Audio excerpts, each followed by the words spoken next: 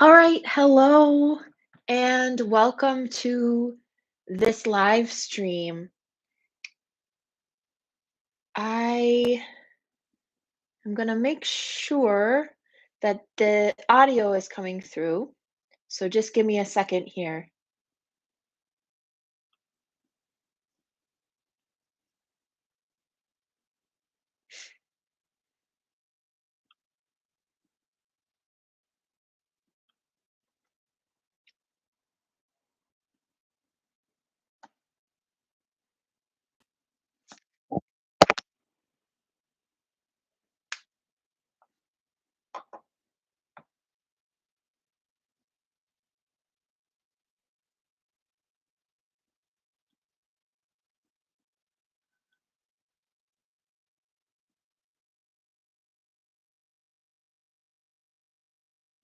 Okay, hopefully you can hear me okay. I can't see on my end if the audio is working sufficiently. But welcome to this live stream Q&A session. We are going to talk about the upcoming teacher training program.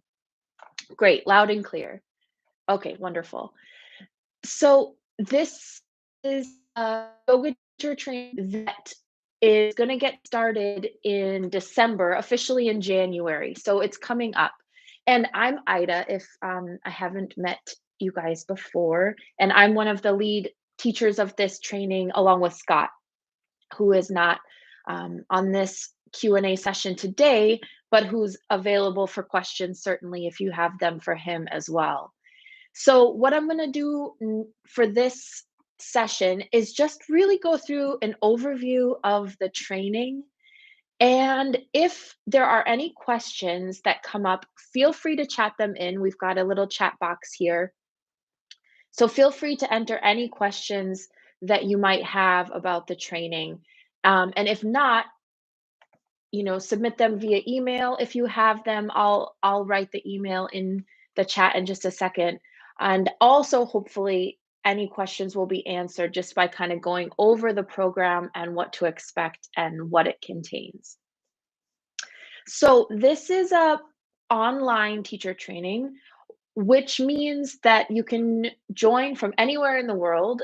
The last training that we had that just concluded in September, I think we had people from many different countries, Europe, Australia, Canada, US, quite a wide reaching array of participants. And what is lovely about that is the perspective runs much deeper than, sort of a very community based setting.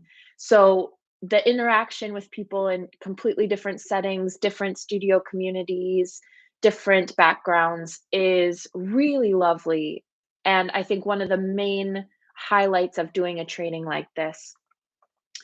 So, this training is done largely by video lectures, and then we have live sessions that happen online via Zoom. And so there's a definitely an interactive component of the course in these live sessions, but a lot of the lecture material is done via video lectures. And a benefit of that is that you can review the material as many times and at the speed that works for you. So I think a lot of feedback that we got having done this program last year or this past year was that it was nice to kind of come back to the material and review it. Some lectures you can do multiple times if it's, not jiving quickly or you want some repetition. Repetition is such an important part of learning. And so the video lectures allow you to repeat, to go through it, to think about it, and then come back to it again. Uh, Several people said that they'd come back to it much later in the program just as review, uh, and just you know kind of as a means to like test where your thinking is at and whether or not it corresponds to what's in the videos. So the other thing about the video lectures is that they're for the most part, pretty short. Some of them are maybe about an hour or so, but a lot of them are 30 minutes or less. And this gets us into one of the really important features of this program, which is that it's very conducive to mixing in with your work schedule, your family schedule, other commitments that people have. And so rather than saying, this is the day that you have to be here for this many hours, this is what we're talking about, lecturing on, etc., you can kind of squeeze in the lectures amidst your other commitments in your life.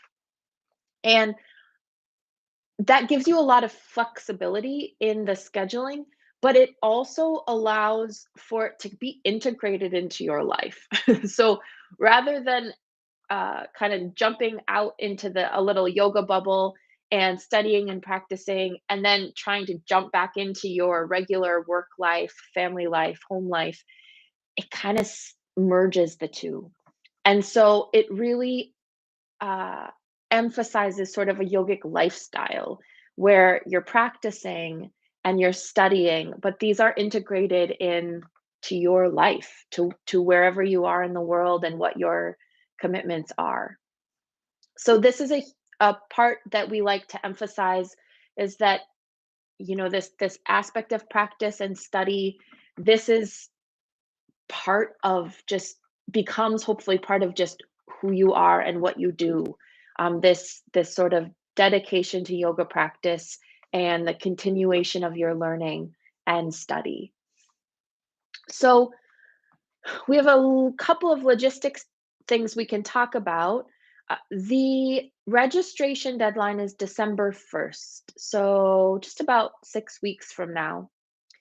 And then in December, we have two relatively short introduction sessions, and it's only required or only suggested that you attend one of them. So you've got two different options. December can be a busy time of the year. So, an introductory session to get to know your fellow trainees and get to know us a little bit, Scott and myself, ask any questions, go over the program, that kind of thing. And then the first session that we have is in January. And then from there, January through September, there are sessions roughly about once per month. And these, as I said, are done on Zoom. So these are scheduled. They're what are called contact hours. So we're actually live with each other, interacting. These sessions are about practice, they're about discussing and in small groups, they're about getting your questions answered. We'll have topics of discussion that we'll focus on that are linked to the materials from the previous month of study. And then, of course, we'll practice together. There will be a led group practice.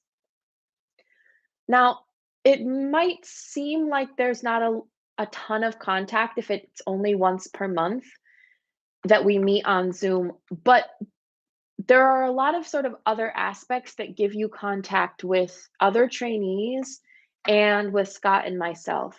So this time around, actually, we're introducing uh, some other people that can help sort of facilitate group meetups and ask questions and interact with. So we'll have two other teachers in addition to Scott and myself that are available to lead discussion groups or practices, or just more people to kind of bounce ideas or questions off of. We also create small groups, and try to like get people connected to each other so you can practice together, you can study together, you can I'm sure make lifelong friends. That seems to be a big part that happens in teacher trainings.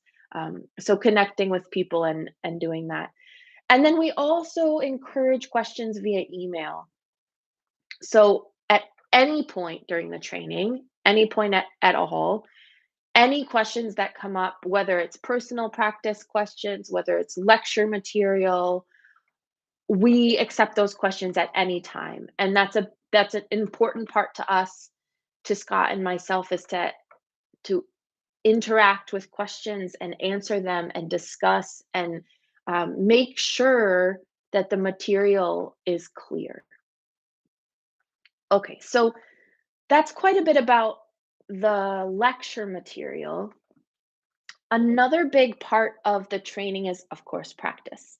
So each month, there are two practice videos that are given, and one is an asana practice, a posture class, and one is a breathing practice, a pranayama practice. Now, these are for the trainees' personal benefit. So these are meant to be practiced and hopefully really enjoyed as a time and a place to put the material into the body and into the mind and really practice, refine the postures as we're dealing with anatomy lectures and posture clinic lectures, to actually then have a just a nice class where you can refine your own practice and work to put it all together. And also just to have the space, mentally and physically, just to focus on a personal practice, which is just so important, and a crucial piece of navigating being a teacher and a practitioner.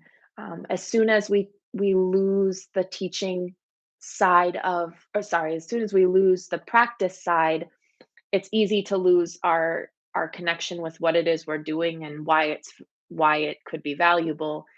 So having a big emphasis on personal practice really is a nice, pairing to this.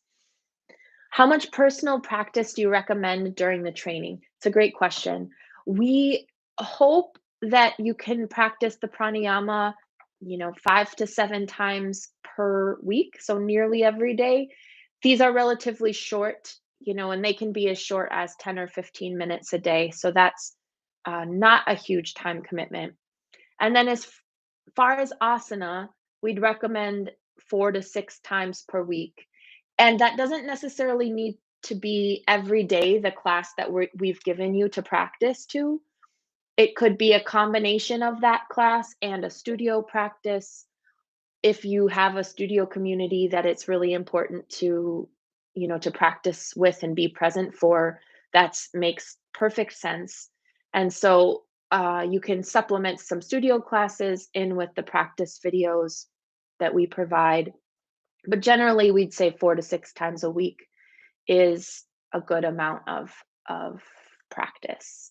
And then pranayama, hopefully you can do the same. Again, if it's not feasible, then we encourage people to do the asana practice and then maybe revisit the pranayama practice at a different point in time, when space opens up. Yeah, thanks, Alice. Um, it's the training in a lot of ways is really about this sort of idea of incorporating it into your life and having this nice synthesis. So we welcome, discussing any issues about things such as time and schedule and how do we fit these things in, because these are questions and issues that all of us have. Like, how do we find time to practice? How do we prioritize our practices? How do we also push our knowledge base forward through study? But how do we juggle all of these things? So each month, I guess building upon that, each month, so the training's broken roughly into kind of month-long chunks. It's not exactly that time frame. Sometimes it's, a little shorter, sometimes it's a little longer. But we give you a set of videos for each of those sections, so for each of those months. And so you can kind of see ahead of time everything that you'll be encouraged to look at and to go through before the next in-person gathering. And these come from different categories of study. So there's posture analysis, like posture discussion, like what is happening in the posture, how do we understand it, what's important, what is the purpose of the posture, posture breakdown, posture clinic. So that's one category. Then we have anatomy, how the body functions, what we need to know about joints, muscles, the skeleton, breathing, how what is important about these concepts and how the body works. And the postures and the anatomy are synced. So for the most part. So what you're learning in the anatomy is going to pair with what you're learning in the posture videos, and what you're learning in the posture videos is going to reinforce the anatomy. So this is meant to be very bite-sized, but very uh, how would you put it? They're meant to complement each other, very complementary. So those are two categories: posture clinic, posture discussion, and anatomy. And then there's a big emphasis on history and philosophy. Now, this is a kind of fun category because when we start, generally speaking, people love it or hate it. And usually by the end, there's an appreciation for it, even if it's some of the concepts are hard to place or challenging mentally, or they challenge our sort of conception of the mind and existence, and very at times big questions. But history and philosophy is an important subject because it helps inform and give sort of context to what we are doing as yoga and what on earth yoga even means. So we have this component of history and philosophy to go through the history and evolution of yoga, to talk about what it's meant throughout different periods of time, to examine our relationship to yoga, in a modern sort of today's day setting, but what that comes out of, and to look at texts that are talked about constantly, like the Bhagavad Gita or the Yoga Sutras or the Upanishads or the Hatha Yoga Pradipika, and these texts that are out there and they're talked about, but how can we understand them and the concepts that are in them? So history and philosophy is another category. And then the last one is teaching techniques. And teaching techniques is about how to actually teach, right? And so I think it's pretty common that people have had the experience of being in the room with someone who probably knows a lot or is very enthusiastic about what they're talking about, or both, but it doesn't translate to our ability to understand what they're talking about. So, teaching techniques focuses on how to effectively teach. And usually this tends to just get overlooked, and we think about, like, as long as I know what the postures are and how to say them, then that's all I need to worry about. But teaching techniques is about how to do that more effectively, how to communicate with our students effectively, because it's not about what we know as teachers, it's about what we can actually communicate to our students and how we can provide them the best experience for learning and for growth. So teaching techniques is a section of the training that I really like talking about and like um, getting into, because it can really, I think, has the potential to transform us as teachers. And it's a constant uh, refinement as we go about our lives as teachers. But how we speak, how we see our students, how we say what we say, how we choose what to say, these are all part of the teaching techniques section. So those are the video sections: postures, anatomy, history and philosophy, and teaching techniques. And then, of course, the asana practice and the pranayama practice, but those are meant to be actually practiced You don't have to, of course, sit and watch those videos. You get to actually do them and participate and practice. Now, I was just talking about teaching techniques quite a bit, and it's perhaps worth saying that several people out of each group, at least, have no intention of teaching, and some even don't participate in the teaching part of the training. They want the anatomy, the posture, the history and philosophy, and the practice, but they don't want to participate in the teaching techniques or submit the teaching homework. And that is perfectly fine.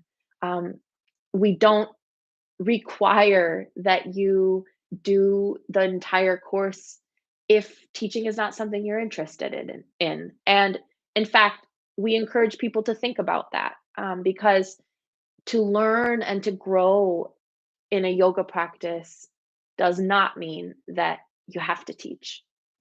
So if there are people that are interested in, developing their practice and their knowledge base, but not at all teaching, that's absolutely fine. And you can send us an email about that, because we could perhaps set you up with an audit version of the course where you don't have to be participating in the teacher training portion, and it'd be slightly discounted as well since you're not doing the full course. Yeah, we will learn how to address specific needs in the students in terms of health issues.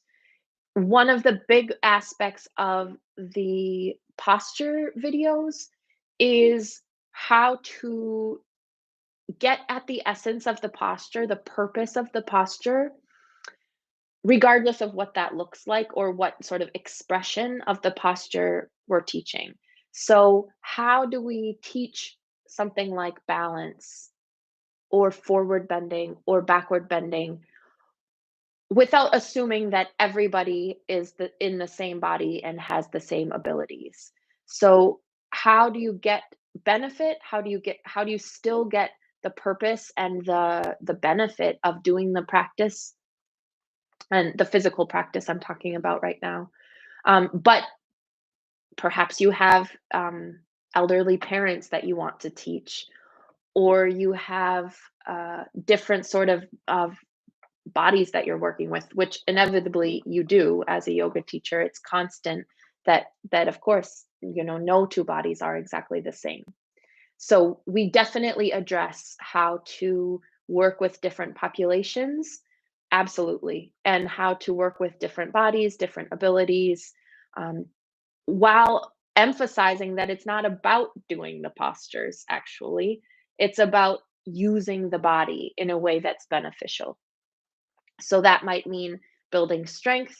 That might mean, how do we understand strength and mobility?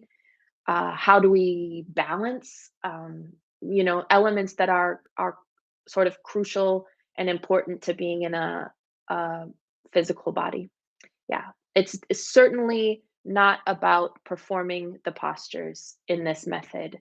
In fact, we try to get away from the idea that there's something magical that happens when you do the posture, and that like achieving the shape of a posture that we see in a picture or we've seen somebody do in a classroom, that achieving that is the point.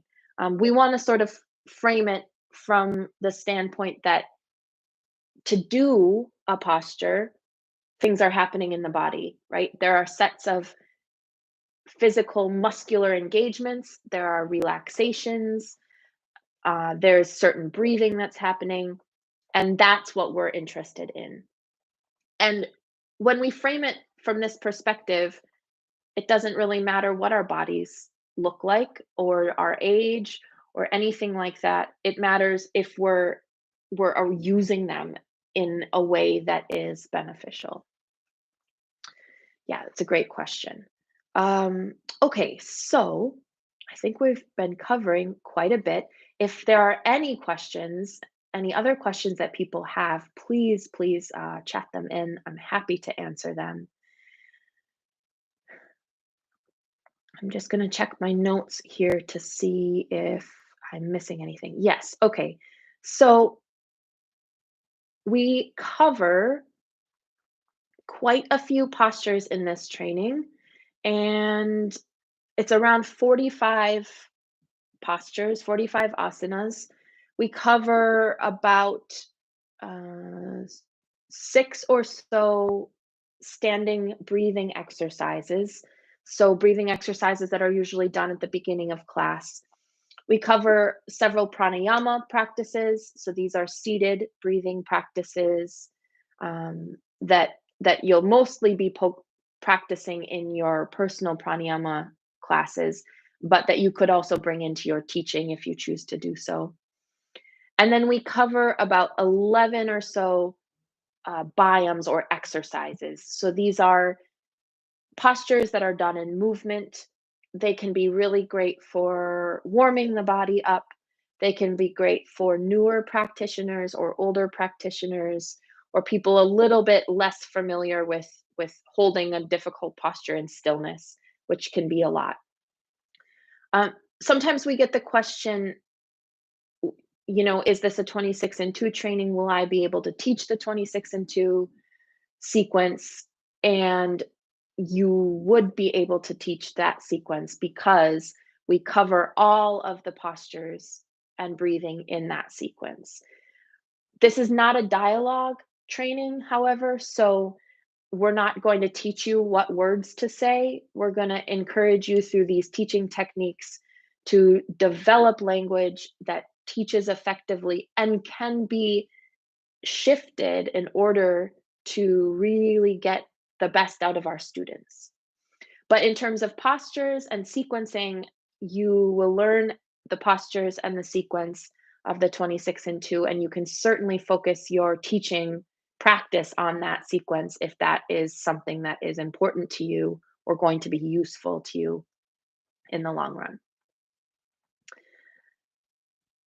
So I think we'll start to wrap this up. If there are other questions, please let me know. And if you think of other questions after this or things come up that you're wondering about, please send us an email. And you can find our email on ghosyoga.org on the website. We're more than happy to talk about, uh, you know, anything that comes up, any questions that you have. Please let us know. No question too small. um, so let us know. Nauli Kriya. Yeah, Nauli Kriya is a pretty advanced technique. So that is something that we teach actually in the advanced training and at our practice week. It's not included in this foundational level training. Yes, we do talk about correcting positions, definitely. But again, it's framed from the perspective of, I mean, we learn how to give corrections and address them with our students. Absolutely. Absolutely. It's framed from the perspective of thinking about the purpose of the posture, thinking about what's happening in the body, and then how to see what's happening in our students and whether or not they're achieving that sort of purpose or essence. And if we need to make corrections, then how to see what's happening and how to see when they've made the correction, if that makes sense. So certainly corrections are a part of the course because inevitably we're going to need to make corrections for our students and give them more detail that addresses what they're doing in their practice. Absolutely. Yeah, great. Yep, that's definitely a part of the course. I would say it's pretty important in this course actually because it's designed to really be clear about purpose. Because if we're not clear about purpose, then what does it matter? I mean, if we don't know what we're doing and we don't know why we're doing it, then what are we teaching, really? And so we try to really start and come back to the essence always. What's the purpose? How do we accomplish that purpose? And then, Alex, to your question, are we accomplishing that purpose? And if not, then what do we say or what do we instruct that will adjust? Yeah, absolutely. I think it would be very possible to participate in the course while pregnant. Some of the classes, of course, would be adjusted, but that's part of the posture videos, how to adjust for pregnancy. And if you have questions on that, specifically that come up or that would come up, you can reach out. But I think that's actually a great sort of um, it emphasizes this: how do we practice and how do we study at any different point in our life, and what does that look like, and how do we adjust when needed?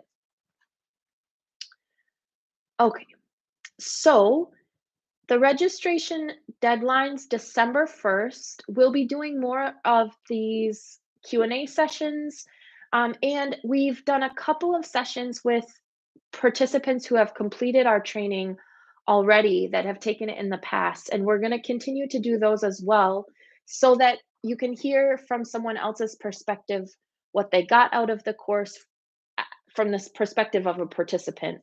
Obviously, I can tell you what the course is contains, how it's conceived of, but it's nice, I think, to hear from someone who's actually taken it. So we have a couple of those videos up on Instagram, I believe, and we will continue to feature people who have taken the course in the past, and so keep an eye out for those. And we'll do another live Q&A session, I'm sure, before the registration deadline. So just kind of keep tabs if you have any questions. As always, reach out. But we get started in December once again. So the intro sessions are in December. You only have to attend one of them, but there are two options just for scheduling purposes. And then the first session is mid-January. So you can kind of kick off your new year with a yoga plan and a way to sort of practice and study and refine and grow.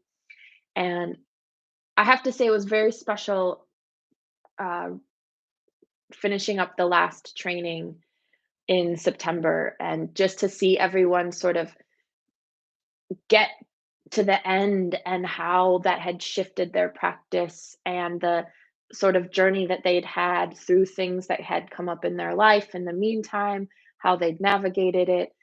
Everyone passed the training and did exceptionally well.